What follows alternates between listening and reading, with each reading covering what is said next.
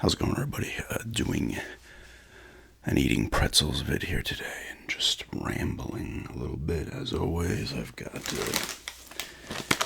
think I've done a video with these at some point. I don't know when. Schneider's of Hanover braided twists, honey wheat pretzels. I do like these.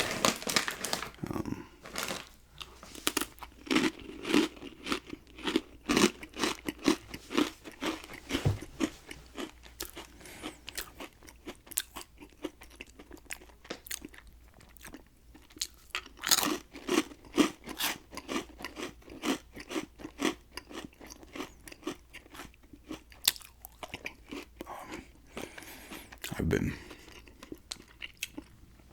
reorganizing the back. In this room, you go down, there's a door to the backyard, door to the garage, and there's another door that has a sizable closet that, there's shelves in there. We both have things in there. My fiance and I, but I have my coins and G.I. Joe classified figures, Lego sets, cards, sports cards, so I'm reorganizing some of that, making it a little neater. So I'm running out of space in there.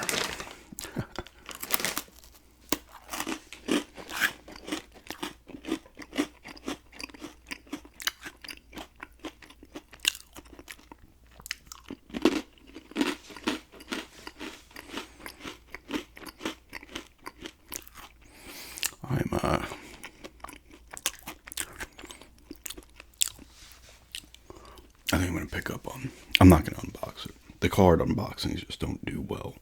That's not to say I'd never do them, but I'm going to be doing them. To every box of cards I get, I'm not just going to open it on camera. But, like this, I'm going to pick up. Because I got that 22 Topps Heritage box. And I was like, you know what? I mean, the sets are big. I wouldn't count the short prints. I mean, I should, but it's the low number series or whatever you want to call it. It's 1 to 400, and then 401 to 5 are the short prints, which I got 2 in that blaster. But I wrote down, I have another notepad, and I wrote down all the cards I need for the set. And I think I'm going to pick up a retail box, actually, because they're pretty cheap on eBay. You get them for about $50. Now,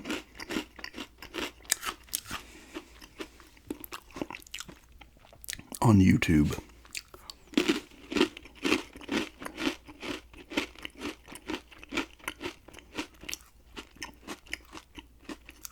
I was watching, I wanted to check out some retail box openings just to see what you kind of get, and it looks like it's the same thing with because I've done this with Upper Deck Hockey. You get the hobby box and you get the retail box. They have the same exact things in them in terms of like packs and cards per pack, but you get the same hits almost. I mean, maybe you might get a thing or one thing more in a hobby box, but at least in a hobby, anytime I've gotten one, I'm always getting a relic or an auto and a bunch of the other little things they put in there. So they're fairly accurate to each other. The hobby might have an additional relic or auto or something, I don't know. But from what I've seen, because I watched these openings, I think I watched 3, and one guy got an auto, one guy got a bat card like I did with Chris Bryant, and the other guy got an auto as well, and they also got like a whatever, I don't even know what half these things are called, like a chrome refractor or whatever. I don't know what like none of these things are called. Parallels, refractors, blue sparkle. But they did get another card there. So I was like, and I want to collect the set, and this seems fairly cheap. I might get another blaster. I think there was 2 left in Walmart. If there happens to be one in there the next time I'm in there, I'll probably get one. But I want to limit myself. I've talked about this in the past. It's going to be Topps Heritage, and I've thought about that in a while. Like if I wanted to collect for something, it would just be specifically Topps Heritage. and maybe Upper Deck Hockey as well from time to time. But those would be the two I would go after. I'm not going to buy Topps Chrome or regular Topps. Who else is there? Is Bowman still doing it? Or are they all owned by the same company?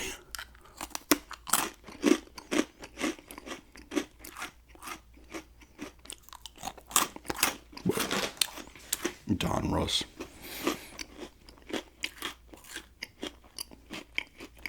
I just like, another. They're pricier, so I wouldn't grab them. But I remember once when I ordered from Dave and Adam's Card World, you spend over a certain amount, and they give you a couple packs for free. And they gave me one of the Allen and Ginter baseball packs. Those I really like because they have all the weird stuff. Like, here's one of Secretariat or a fish. Like, it's other weird thing. But I like the Heritage cards because they look like the cards from the 70s. They have that feel. I was not collecting cards in the 70s because I was born at the end of the 70s, but same thing with the 80s. It was similar. I just like the feel of those cards more so than the other ones. I don't know, and the look of them is nice. That's the thing with me cards. I don't like, even when I buy this stuff now randomly, I'm not a serious collector in that. I'm not picking up a case of cards and specifically wanting to get the big hits. I'm not dropping that kind of money. Like everybody knows, sports cards is like gambling. You're opening the packs and you're buying singles and stuff. It's different, but because you know what you're getting, you're specifically buying certain ones. But I like to set build. I always have, even when I was younger.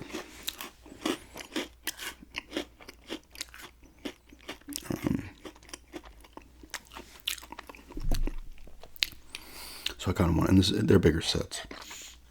The high numbered series of Heritage are much smaller. I think it goes from like 500 to like 7 something. But I figured if I can keep my spending under $120 per year, then I wouldn't be doing this constantly. I would focus on one, probably take a break, go back at it, another one. But if I get one of these retail boxes, that's 24 packs, I think it's 9 or 8 cards a pack. Maybe then get a mega box as well, because the mega boxes are like $35, $40 I've seen on eBay and stuff. And see how close I can come. Of course, a lot of doubles are going to come into play. But I'm keeping myself at about $120. If you don't complete the set, so be it. Maybe I fill in the rest of the set through eBay. Spend $10 or something and get the remaining cards. Say I need like 10 cards or something. If I need like 10, 15 cards, I'm not buying another blaster or something in the hopes of getting those cards, because then it gets really pricey.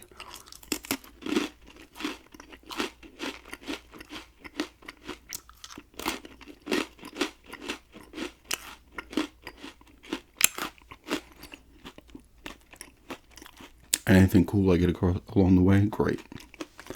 But I'm not going to buy these things with the expectation or the hope of getting some sick card, because it's not going to happen. You could get something decent, like when I got that Garrett Colton stuff, $40, $50 card, which is still really cool. But I'm not sitting here opening cards expecting to get the $1,000, $2,000, $3,000, $4,000 card. Could it happen? Sure. Will it? Probably not.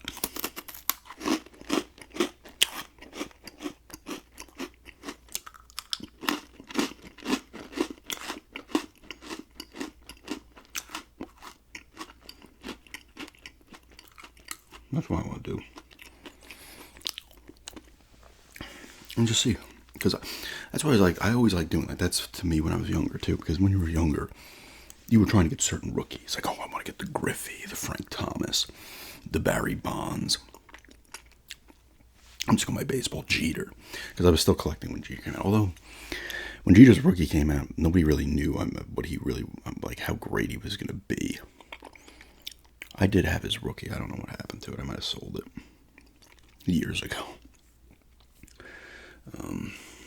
So remember I had a Brady rookie that I had sold. It wasn't even in that great of a shape. I sold it for it's probably worth more even with the shape it's in now. It wasn't one of the hot sets. I forget what company it was. What brand.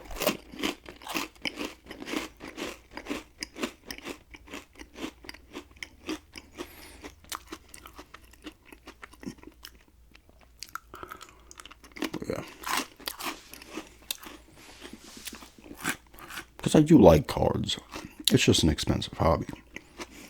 That's why I'll get cards from 3-4 years prior, or even randomly buy the boxes from like the late 80s, early 90s as well, because those are cheap. So if you just want to collect and get cards, you're not spending a ton of money. And back then, you're getting like 36 packs a box, and like 12 to 15 cards a pack. Like when I got the Fleer Ultra, I think it was 92 Fleer Ultra. I think it was the first year Fleer Ultra baseball. It might have been 91 or 92. I think I opened some on camera. I got the whole set in one box. Like, it's a smaller set. It might have been 200 something cards. Like I said, you're getting 36 packs. You're getting like 12, 14 cards a pack. There's not a ton of inserts in these things. And I always like the way the card look. Like, I go by the way the cards look. Like, I'm not... If I wanted to collect, like, players and stuff, at that point, yeah, I might as well buy these graded cards online. Or buy lots of these cards, like I did with the Clyde Drexler a little while back here.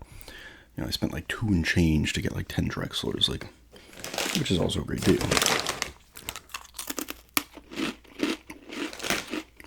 But anyway, cards.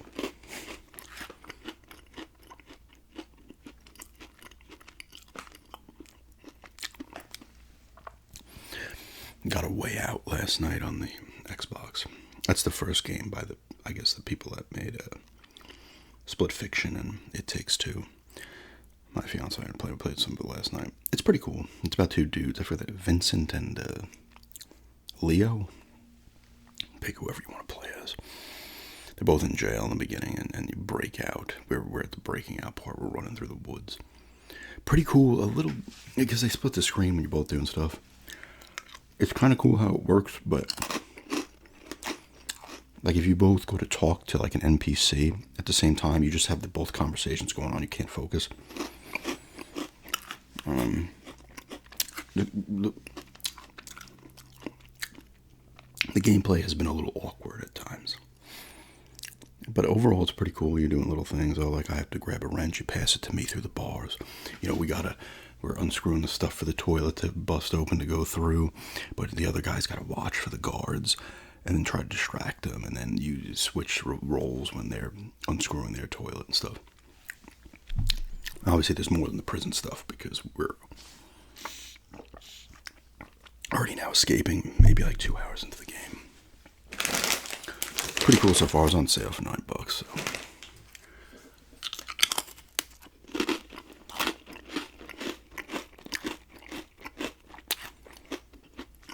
I gotta do another PlayStation or Xbox store browsing vid. But they have their summer sales going on right now.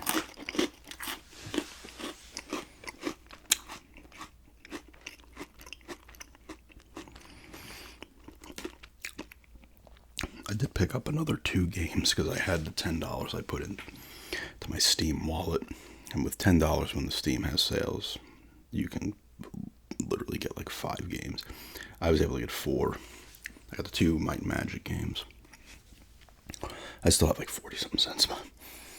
And I think it's like I forget what the one's called. Some game I was looking at looked kind of cool. It's kind of point and click type story driven game. But the other one's another point and click type game, which I can't remember what it's called. Something with turtle in it. It's in like a Runaway something, the turtle. The other one's Scarlet something, but I can't remember. I think it's Scarlet. Those 2 combined were like $3.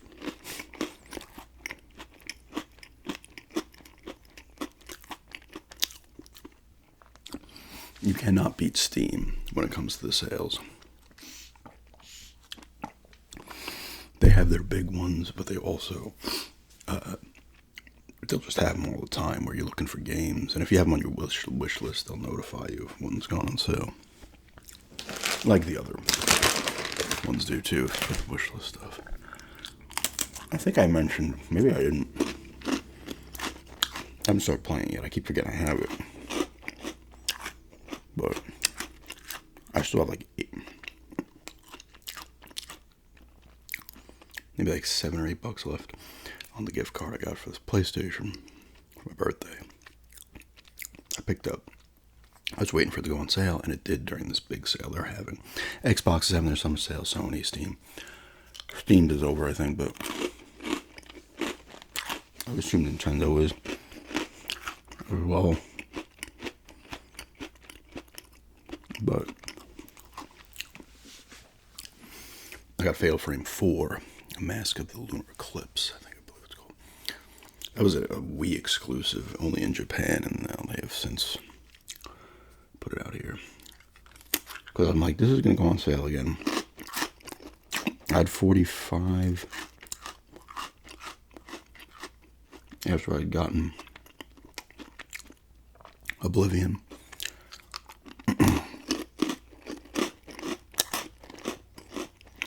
And it always, the problem is with the online sales is games will go on, certain games will go on sale all the time. Like these companies literally do a sale pretty much every week. So say they do 52 sales a year. A lot of these games are on sale 35 times a year. But they always go to the same price. They're never lower. Like the Capcom Fighting Beat 'em Up collection. It's got like a final fight in there. Knights of the Round. Stuff like that. Whatever the other beat 'em ups are. It always goes to $10. It never goes lower. It's always 10. All of the Murdered Soul Suspect, or whatever that's called, always goes to $2.99. That's the one thing once everything goes all digital. They'll never be, I mean, maybe they could do it, obviously, they could do whatever they want. But I feel like there's never, maybe there has been from time to time, let me know. But I'm going from my experience, there's never just natural price drops, right? If something's $50 on Xbox, it like stays that price forever, it seems like. And unless it goes on sale. And it always goes on sale. They never seem to have natural price drops like, in the stores. I mean, maybe some have, but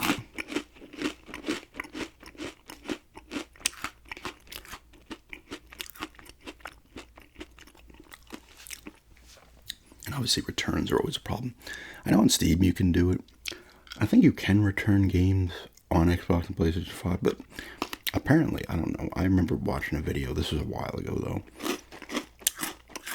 and go through a whole process to like return a game.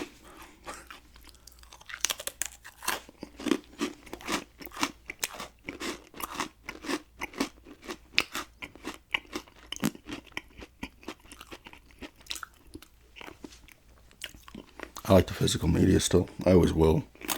I don't have a problem with digital. I have plenty of digital games, but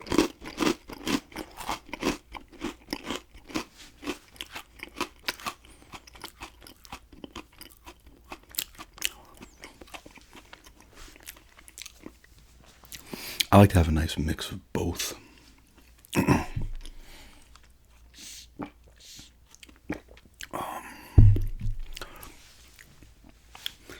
Like I don't think Oblivion has a physical release. Well, the remastered one. No, so I have no problem with it.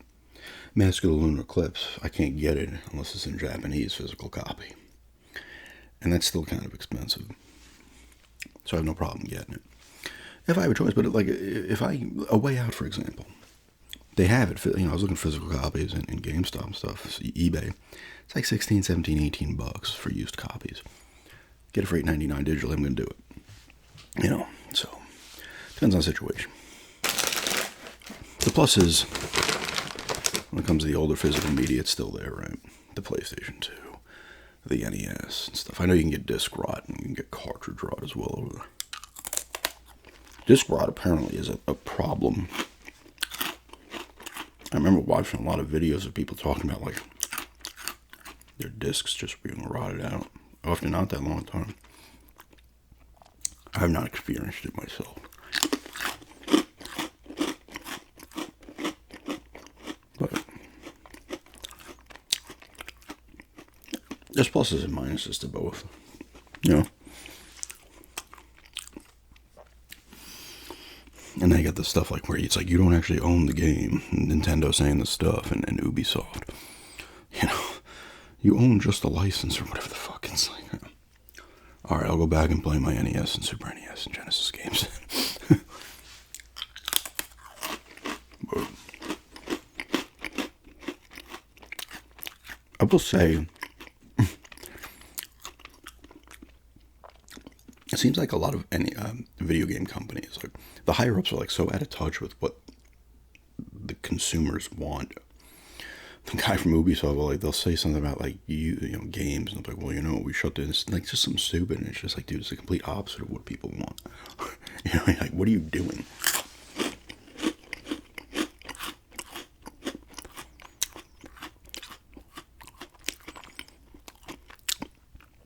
The customer likes not owning their game. They'd say stuff like that, like they're just fucking weird. And you got all the microtransactions and shit. That's the best about, like, it sucks. Like, if you don't turn on your system for a couple of weeks, it's like, oh, here comes the update. Here comes the day one patch on every fucking game. It's cool that you can patch games. You shouldn't have to patch them day one.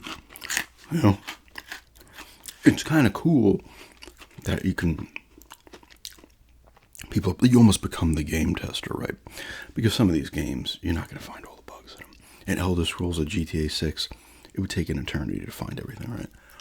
It's kind of cool. Like, oh shit, enough people are complaining about something, we got to fix it. When they're releasing like unfinished games, and like, oh yeah, here's a patch day one. It's like a 10 gig patch. You're like, what?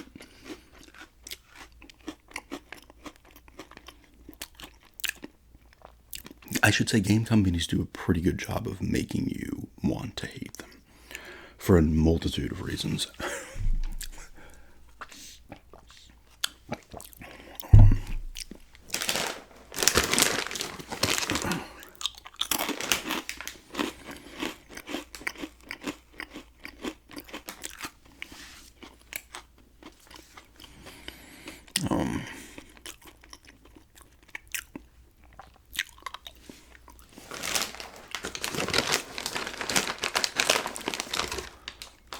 It's like, I mean, they've been like that for a bit.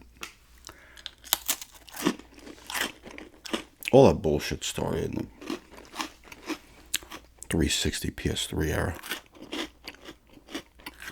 It really started with the Red Ring of Death on the 360s. They pretty much released a faulty product that they knew was going to shit the bed on like 50% of those original units. If not even, that might even be a low. Could have been 75 of them. Mine shit the bed. Not when I owned it, though. I remember I sold mine to a friend because I was getting the PS3. And he had it for like a year, a little over a year. And he's like, yo, dude, the thing died. Like, I'm like, what do you want me to do, dude? You've had it for a year. Wrap a towel around it. Do the towel trick. My PS3 also shit the bed. My original PS3. I was playing Ratchet and Clank. I think it was a crack in time. And it completely bricked. Like, I couldn't even get the game. I couldn't even turn it on. The game was just stuck in there. I ended up selling the console on eBay. I was like, listen, it's dead. It's got a game in there, but it's dead. Maybe you know how to fix it. I sold it for cheap. And people will buy these, and they're able to open them up. They know what they're doing. I told them, listen, the thing don't work. I remember that was just like, it like made a noise and just froze, and that was it. I was like, okay, that's done.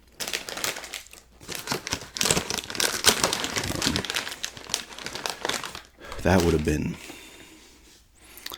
when did I get it was like a little over 3 years it took for that to happen, because I got my PlayStation 3 in July of 2007, and it died in like September of 2010. Now, that Xbox I got, even though my friend had at the time, I got that in April of 2006 for Oblivion. I sold it in July 2007. He had it, so that was a little over 2 years.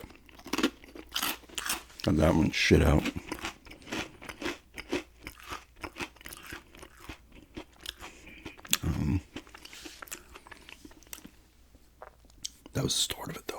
systems all of a sudden having fatal flaws in them and shit. Then you have the original Xbox. There was a video of someone shooting it with a gun. It still worked. Not like a handgun. I remember my friend's brother dropped his down a flight of stairs, not on purpose. He was carrying it, fell. He's like, it hit every step and then it bounced and hit the wall. Still worked. That thing would feel like a fucking tank.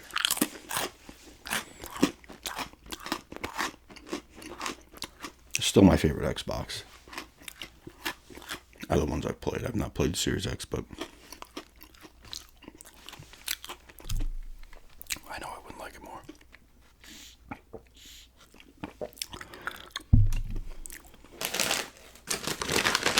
But the 360 was their greatest selling console, too.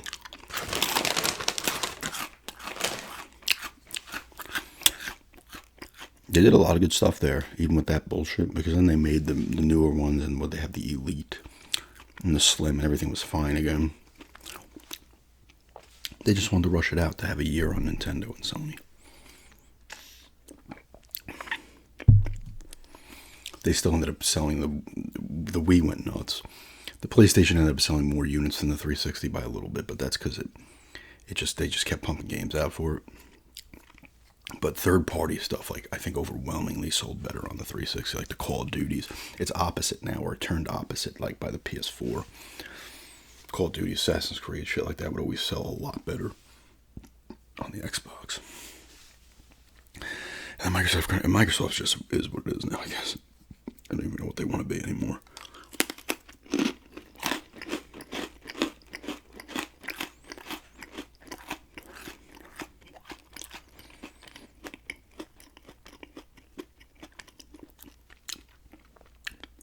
There's the classic video game dog.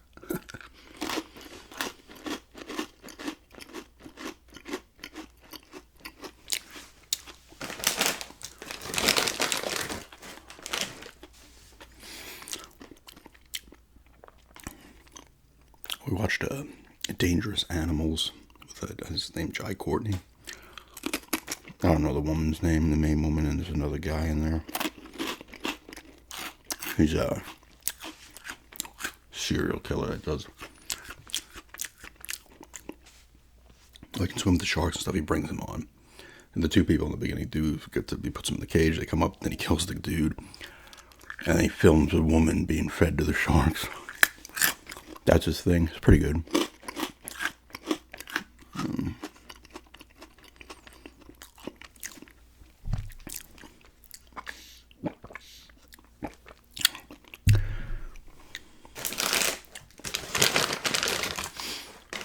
Couple of shows coming back. Wednesday comes back in August. Peacemaker, I think, does too.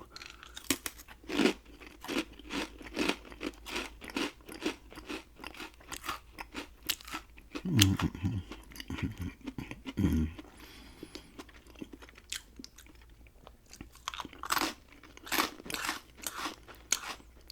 friend of mine's coming down 2 weeks. Well, a little less than 2 weeks now. For like 4 days. That's gonna be fun.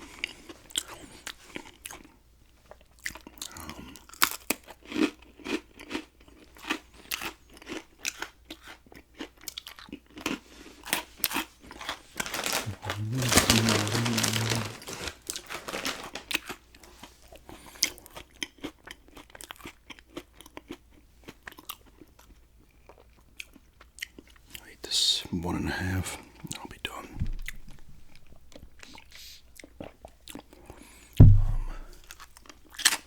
I like eating these because they're just easy on my stomach and esophagus. They're honey wheat made with real honey.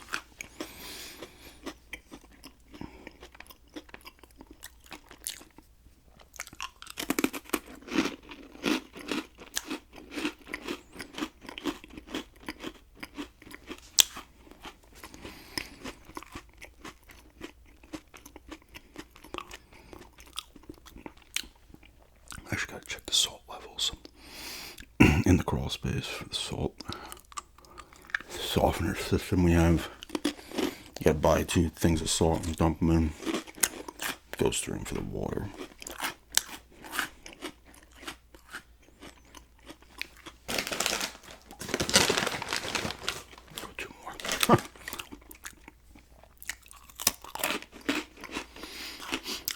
cut the one part of the lawn. I'm like, I'll wait on the main part because the feels like it's been like well past 100 here the past couple days, and it gets hot fast. It doesn't really need to be cut. It's just gonna burn anyway. Not to continue ripping weeds out.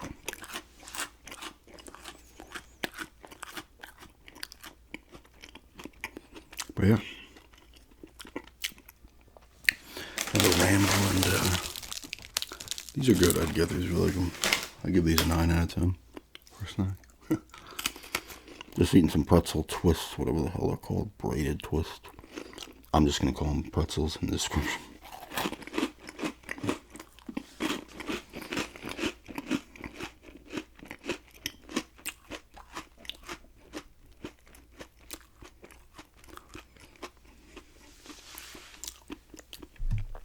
Yeah, seen pretzels and rambling. Drinking some water. And thanks for checking this out.